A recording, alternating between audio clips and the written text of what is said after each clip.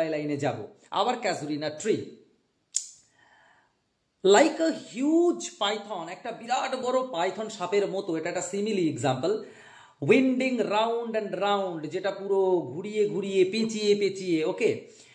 The rugged trunk, অর্থাৎ ওই এব্রো খেব্রো যে কাণ্ডটি, indented deep with scars, indented মানে উন্ড, সে আঘাতপ্রাপ্ত হয়েছে, ডিপ উইথ স্কার্স অর্থাৎ তার গায়ে স্কার্সে বিভিন্ন দাগ, অর্থাৎ তার কাণ্ডটা উস্কো খুস্কো এব্রো খেব্রো।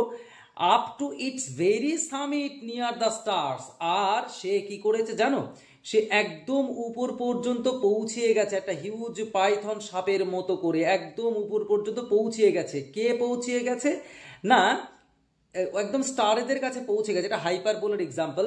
আ ক্রিপার ক্লাইম্বস, একটা ক্রিপার, একটা লতা তার গাছে চারিপাশে জড়িয়ে জড়িয়ে পেঁচিয়ে পেঁচিয়ে উঠে পড়েছে। ইন হুজ এমব্রেসেস, বলছে যার চেপে ধরাতে no other tree could live, কোনো গাছ কিন্তু বাঁচতে পারে না, এমন করে চেপে ধরে আছে, কোনো গাছ বাঁচতে পারে না। বাট কিন্তু গ্যালান্টলি, খুব সাহসিকতার সাথে, bravely the giant wears the scarf. এই জায়ান্ট বলতে আমাদের বোঝানো হয়েছে কাকে না, ওই ক্যাজুলিনা ট্রিটাকে। অর্থাৎ একটা লতা এমন করে তাকে পেঁচিয়ে পেঁচিয়ে ধরেছে, অন্য কোনো গাছ হলে বাঁচতে পারে না, কিন্তু আমাদের এই গাছটি সে সাহসিকতার সঙ্গে তাকে কি করেছে, মনে হচ্ছে একটা স্কার্ফের মতো, একটা ওড়নার মতো করে পরে আছে, জাস্ট ওই ওই ইয়েটাকে, লতা গাছটাকে। এটা জাস্ট একটা metaphor. And flowers R Hang, flowers ফুল মানে ঝুলে আছে।